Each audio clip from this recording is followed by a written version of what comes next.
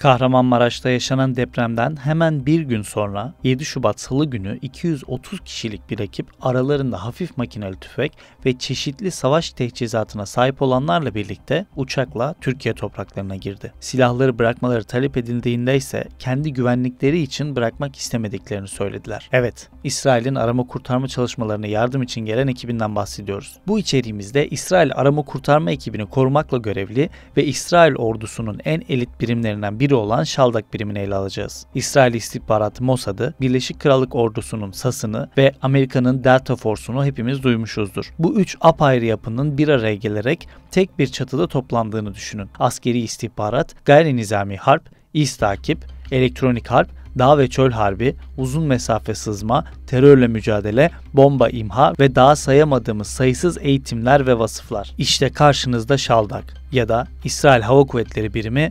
5101. Gelin 30'dan fazla ve her biri diğerinden farklı operasyon çeşidine uyumlu yetiştirilen İsrail ordusunun en uzun eğitim süresine tabi ve en elit birimlerinden biri olan Şaldak'ı daha ayrıntılı inceleyelim. Ama öncesinde kısaca deprem ve Şaldak bağına bir göz atalım. Depremin yaşanmasıyla birlikte birçok ülkeden yardım geldiği gibi İsrail'den de arama kurtarma ekipleri ve sağlık birimleri Türkiye'ye yönlendirilmişti. Israel is one of the first countries to have sent a mission. The Israeli Home Front Command is located here. They're building up a base, and later on, maybe already or tomorrow morning, they're planning to support a local hospital here. In the meantime, the Hudat Salah organization, a volunteer rescue organization, is out there in the adjacent city trying to still find people buried under rubble. Ancak ortada depremin sıcaklığıyla basında kendine tam olarak yer bulamayan bir sorun vardı. Bu ekipleri korumak üzere silahlı birimler de ekiplerle birlikte gönderilmişti. Askerlerin bölgeye silahlarıyla girmelerinin mümkün olmadığı açıklanarak sınırda silahlarına el konuldu ve çalışmaları o şekilde yürütmeleri istendi. İsrail'in köklü yayın organlarından Yediot Ahronot'un internet haber servisi Ynet haberlerine göre bu kişiler İsrail Hava Kuvvetleri'ne bağlı birim olan Şaldak birimine mensuptu. Şaldak birimiyle ilgili GZT istihbarat içeriklerinden de görmeye alıştığınız doçent doktor Ali Burak Darıcılı hocamızla ufak bir görüşme yaptık. Bu birim İsrail savunma güçleri, yani bu İsrail'in ordusunun adıdır. IDF şeklinde tanımladığımız bu ordunun hava kuvvetlerine bağlı özel kuvvet birimi. Yani bizim Bordo Bereliler gibi düşünebiliriz ya da özel kuvvetler gibi, işte komando birliklerimiz gibi düşünebiliriz. Bunlar hava kuvvetleri bünyesinde özel operasyonel faaliyetleri icra etmek için tesis edilmiş bir birim. Bu birimin Türkiye'ye gelmesinin amacı deprem sırasında Türkiye'ye yardımda bulunan İsrail heyetinin, yardım delegasyonunun korunması maksadıyladır. Yalnız bunlar Türkiye'ye akredite bir şekilde geliyorlar. Yani Türkiye Cumhuriyeti Devleti'nin iznine tabi olarak bunlar sınırda silahları ve diğer askeri teçhizatlarına el konuluyor. Dolayısıyla Türkiye içerisinde barışçıl bir görev icra ediyorlar. Bunların koruma görevinin yanı sıra kullandıkları çeşitli teknik cihazlarla işte enkazlar içerisinde yaşayan insanlarımızın bu yerlerinin tespit edilmesine yönelik de faaliyet gösteriyorlar. Burada uydu teknolojileri de kullanıyor. Bunlardan da faydalanıyorlar. Bu şekilde bir faaliyet icra etmişler. Birim 2020'de kurulan 7. Özel Hava Kuvvetleri kanadında yer alıyor. Bu kanadın amacı ise değişen savaş koşullarına İsrail ordusunun hazır ve nazır bir şekilde gelişerek karşılık verebilmesi olarak tanımlanıyordu. Şaldak'ın asıl adı birim 5101 şeklinde olsa da kendilerine sembolleri olan kuşun adıyla Yalı Çapkını, yani İbranice Şaldak olarak hitap ediliyor. Bu ismin ve sembolün hikayesi ise oldukça ilginç. Birleşik Krallık SAS biriminin kurucusu olan David Sterling kurduğu bu yeni birimi, yani Birleşik Krallık Özel Kuvvetler Komutanlığı'na bağlı özel hava servisi olarak çevirebileceğimiz SAS'ı kurarken birliğin bir yalı çapkını gibi tepeden avının üstüne ineceğini söylemişti. İşte SAS birimini örnek alarak kurulan Şaldak'ın hem adı hem de logosu Sterling'in sözünde geçen yalı çapkını kuşunun İbranicesi olan Şaldak'tan yola çıkarak konuldu. Böylelikle 4. Arap-İsrail Savaşı'nın ardından ihtiyaç olduğuna kanaat getirilerek kurulan Şaldak özel birimi Amerikan Delta kuvvetlerinden sonra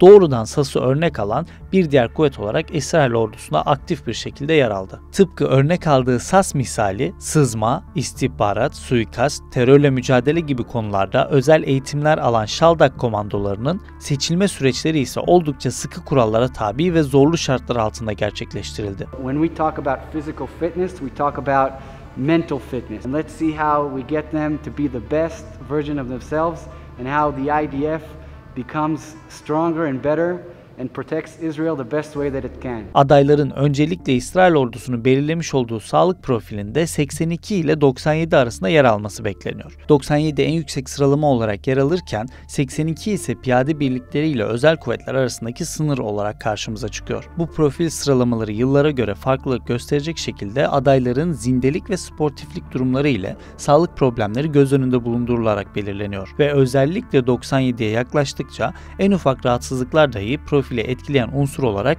not şeklinde dikkate alınıyor. Profil sıralamaları yeterli seviyede olan adaylar önce 5 günlük bir komando eğitim ve sınavından geçiriliyor. Kabul gören adaylar ise Özel Kuvvetler Komutanlığı Sayeret Matkal, Özel Arama Kurtarma Birimi Birim 669 ve Şaldak için tercih yapabiliyorlar.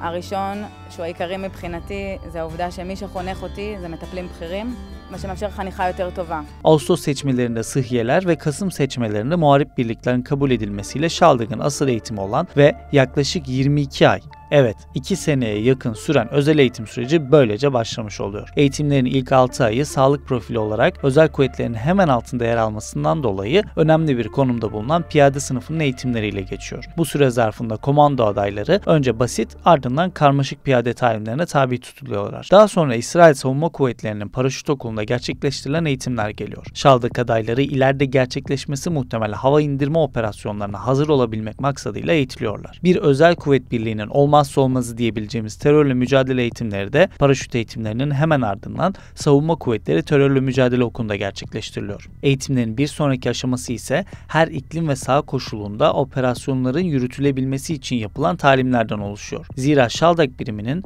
çöl muharebesi, dağ muharebesi gibi İsrail'in coğrafi konumundan kaynaklı farklı iklim ve sahalarda hizmet verebilmesi gerekiyor. Eğitimleri bu aşamasına kadar tamamlayabilen adaylar havadan karaya ve havadan havaya operasyonlar için özel bir takım stratejik talimler alıyorlar. Devamında ise belki de Şaldak birimi için en kritik olan ve en sık ihtiyaç duyulan eğitimler niteliğinde istihbarat toplama, iletişim ve keşif eğitimleri geliyor. Düşman birliklerinin arkasına uzun mesafe sızma görevlerinde de kullanılmak üzere eğitilen Şaldak birliğinin askeri istihbarat, sızma ve benzeri görevlerde kullanacağı bu talimler birliğin eğitim sürecinde oldukça önemli bir noktada yer alıyor. Tüm bu eğitimlerin ardından sıhhiyeler için sınıfa özel sağlık eğitimleri ve keskin nişancılar için eğitimler gibi sınıfa göre farklılaşan eğitimler alınarak eğitimin son ve en zor aşamasına geçiliyor. Esarete dayanıklılık. Bu son aşamada adaylar habersiz bir şekilde kaçırılarak zindan benzeri koşullarda 2 hafta süreyle tutuluyorlar. Bu süre zarfında tehdit, aşağılama,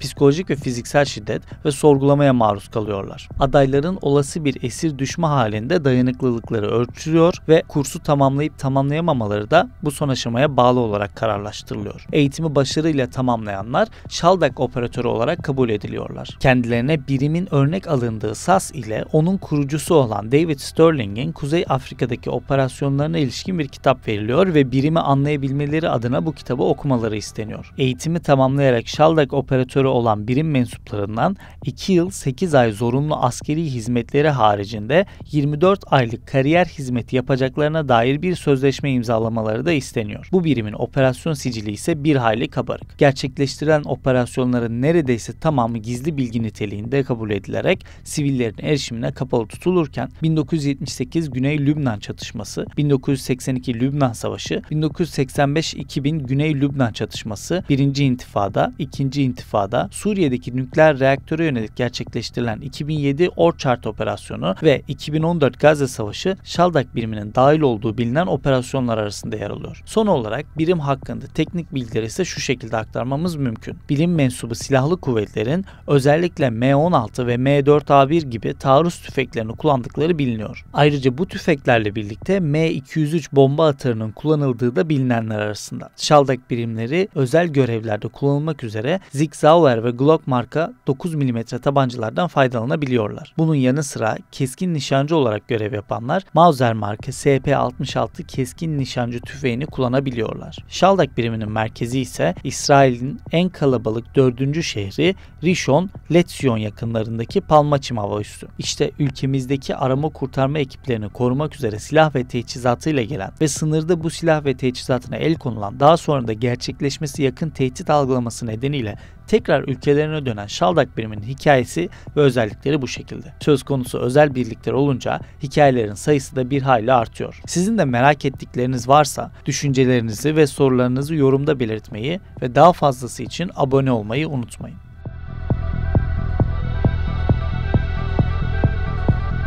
Kahramanmaraş'ta yaşanan depremden hemen bir gün sonra 7 Şubat Salı günü 230 kişilik bir ekip aralarında hafif makineli tüfek ve çeşitli savaş teçhizatına sahip olanlarla birlikte uçakla Türkiye topraklarına girdi. Silahları bırakmaları talep edildiğinde ise kendi güvenlikleri için bırakmak istemediklerini söylediler. Evet, İsrail'in arama kurtarma çalışmalarına yardım için gelen ekibinden bahsediyoruz.